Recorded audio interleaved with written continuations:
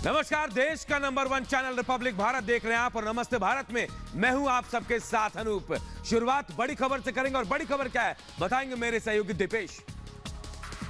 बिल्कुल ना, बहुत बहुत शुक्रिया अनूप। और सबसे पहले सबसे बड़ी खबर का जिक्र कर लेते हैं। प्रधानमंत्री नरेंद्र मोदी के असम दौरे की बात करते हैं। आज प्रधानमंत्री नरेंद्र मोदी असम दौरे के दूसरे दिन में कई और सौगात देने वाले हैं। वही जानकारी इस वक्त हम आप तक पहुंचा रखेंगे। प्रधानमंत्री नरेंद्र मोदी असम के दौरे पर गए और आज पीएम असम दौरे के दूसरे दिन काजीरंगा में एलिफेंट सफारी करने वाले हैं। असम को 18,000 करोड़ की सौगात आज पीएम देंगे। इतना कि नहीं, लाचित बोरफुकन की 84 फीट ऊंची भव्य प्रतिमा का भी अनावरण प्रधानमंत्री नरेंद्र मोदी के द्वारा किया जाएगा। तो असम का दौरा और असम दौरे के दूसरे दिन आज प्रधानमंत्री नरेंद्र मोदी काजीरंगा सफारी में भी पहुंचने वाले हैं। एलिफेंट सफारी में पहुंचेंगे। इसके साथ साथ करोड़ों की सौगात जो है वो असम की जनता को आज पीएम मोदी देने वाले हैं। तो ये दो अलग अलग तस्वीरें असम दौरे के दौरान जब प्रधानमंत्री नरेंद्र मोदी पहुंचे तो बड़ी संख्या में लोग उनका स्वागत करते नजर आए। तो असम दौरे पर प्रधानमंत्री नरेंद्र मोदी और आज काजीरंगा नेशनल पार्क में एलिफेंट सवारी भी करेंगे और जंगल सफारी भी करने वाले हैं। इसके अलावा आज असम को मेगा सौगात भी मिलने वाली है। वो नेशनल पार्क काजीरंगा जहां एक सींग वाले गैंडे पाए जाते हैं और विश्व प्रसिद्ध है इसके लिए। वो एक रिपोर्ट आपको दिखाते हैं।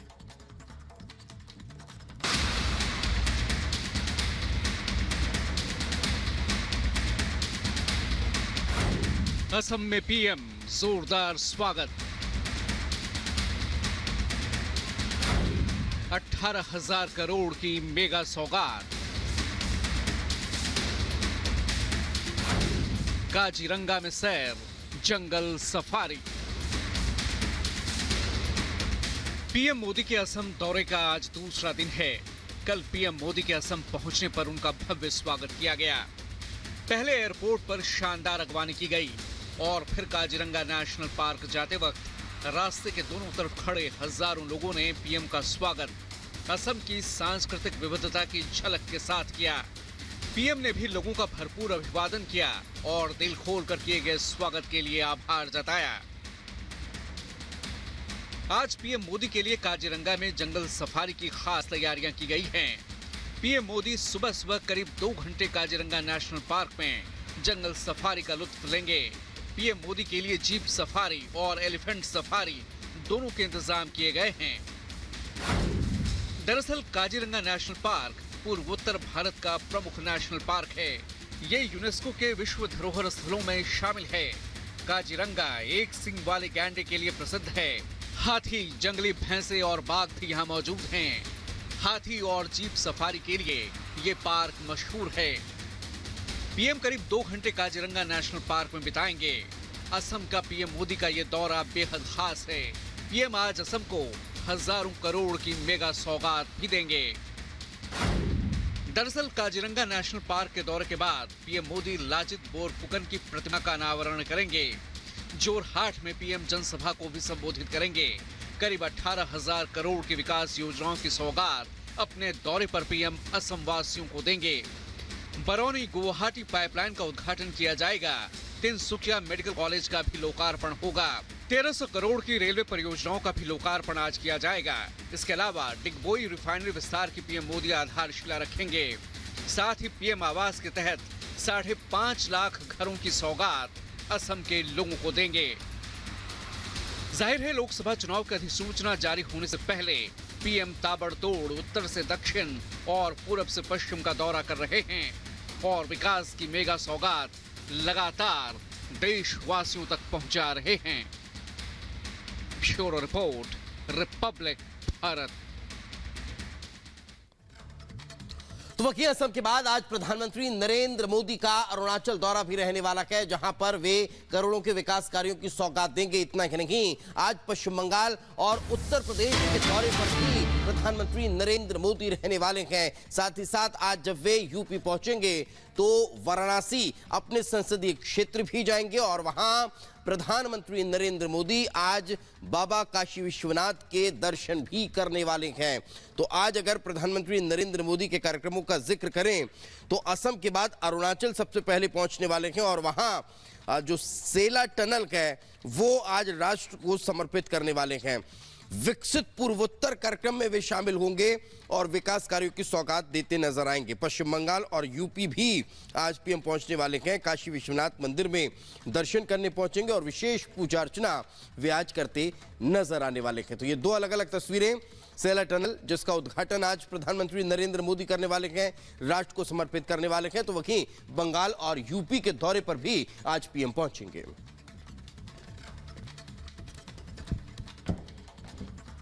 तो देखिए, असम के अलावा पीएम मोदी आज देखिए अरुणाचल प्रदेश, पश्चिम बंगाल और उत्तर प्रदेश भी जाने वाले हैं, जहां पीएम मोदी करोड़ों की सौगात देने वाले हैं। तो वहीं अपने संसदीय क्षेत्र काशी विश्वनाथ में यानी मंदिर में पूजा अर्चना भी करने वाले हैं। खास रिपोर्ट आप सबको दिखाते हैं।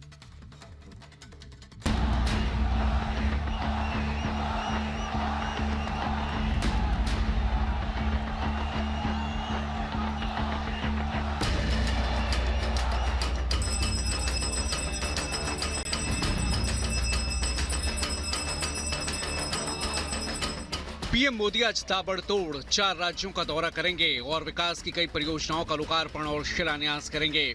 पहले असम, फिर अरुणाचल, पश्चिम बंगाल और अंत में अपने संसदीय क्षेत्र वाराणसी में काशी विश्वनाथ मंदिर में दर्शन पूजन करेंगे पीएम मोदी।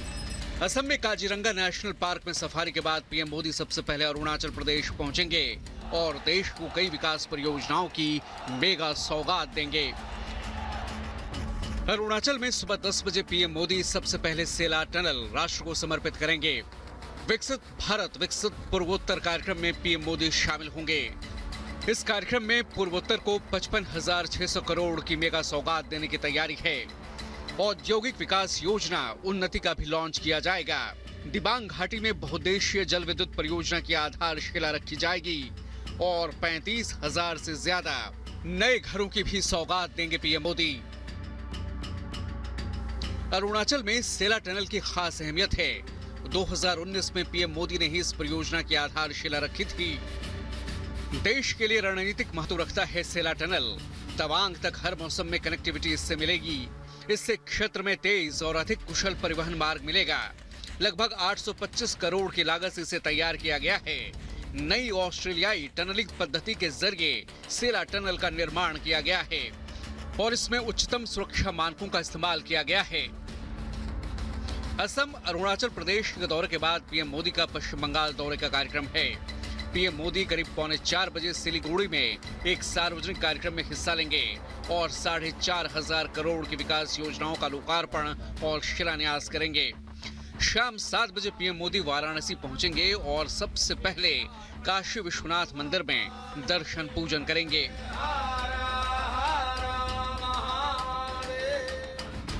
वाराणसी में लगभग 40 जगहों पर पीएम मोदी के भव्य स्वागत की तैयारी है। बाबतपुर से बरिका तक 28 किलोमीटर लंबे रूट पर पीएम का पुष्प वर्षा के साथ स्वागत किया जाएगा। उसके बाद कल दोपहर लगभग 12 बजे प्रधानमंत्री एक सार्वजनिक कार्यक्रम में वाराणसी में हिस्सा लेंगे, जहां यूपी को 42,000 करोड़ से कई योजनाओं की सौगात देंगे। दोपहर लगभग 2:15 बजे पीएम वाराणसी में वीडियो कॉन्फ्रेंसिंग के जरिए छत्तीसगढ़ में महतारी वंदना योजना के तहत पहली किस्त का वितरण करेंगे। Bureau report, Republic Bharat. 24 के चुनाव से पहले सभी दल अपनी अपनी तैयारियों में जुट चुके हैं। प्रधानमंत्री नरेंद्र मोदी मीटिंग कर चुके हैं। भारतीय जनता पार्टी अपने प्रत्याशियों की पहली सूची जारी कर चुकी है और अब कांग्रेस के तरफ से भी कांग्रेस प्रत्याशियों की पहली लिस्ट जारी हुई है, जिसमें राहुल गांधी अमेठी से अपने पैर वापस खींचते हुए एक बार फिर नजर आए हैं और वायनाड सीट से वे चुनाव लड़ने वाले हैं। क्या कुछ इस बार चुनाव के मैदान में देखने को मिलने वाला है, इस रिपोर्ट में समझ लीजिए।